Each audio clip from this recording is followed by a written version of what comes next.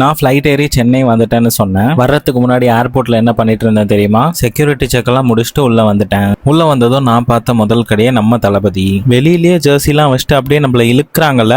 சிறியவர்கள் முதல் பெரியவர்கள் வரை அனைத்து ஜெர்சிகளும் கிடைக்கும் ஒரே இடம். ஜேடி ஒரு கடல், அது போயிட்டே இருக்கும். அதனால இப்போதைக்கு அது வேணாம். அடுத்த செக்ஷன் பேர்ல மட்டும்தான் ஃப்ரீ, ஆனா எதுவும் ஃப்ரீ கிடையாது. எப்போ நான் ஊருக்கு வந்தாலும் டாப்லர் ஒன்று எடுக்காம வந்ததே இல்லை.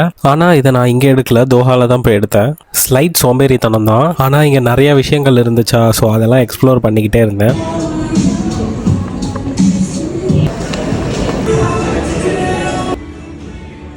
வெரைட்டி ஆஃப் மது பார்க்குறீங்களா?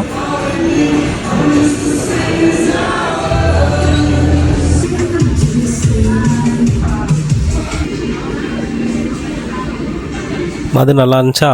ஆனால் நமக்கு அது வேணாம், இது போதும். இதோட பேர் என்னன்னா சாக்லேட் ஃப்ளெக்ஸ். கேஷுவலாக குடிச்சிட்டு மேலே பார்த்தா டிபார்ச்சர்ஸ் போர்டில் நம்ம flight gate D2 first time கத்தாரில் போகிறேன். விண்டோ சீட் கிடைக்கலையா, அதனால விண்டோ சீட்டில் இருந்த அங்கிள் தோஹாவை வீடியோ எடுத்து காட்டுறாரு. ஏர்போர்ட் வந்ததும் டெலிவிசியானில் இந்த அங்கிள் ஏதோ பேசிகிட்டு இருக்காரு. அதுக்கப்புறம் என்ன, நம்ம ஊர் ஃப்ளைட்டை பிடிக்கணும். ஸோ அதுக்கு ஒரு பெரிய பயணம். உள்ளேயே கார்லாம் பார்த்தீங்களா? ஆமாம், இது என்ன காரு? அவ்வளோதான், நம்ம ஊர் ஃப்ளைட்டை பிடிச்சாச்சு.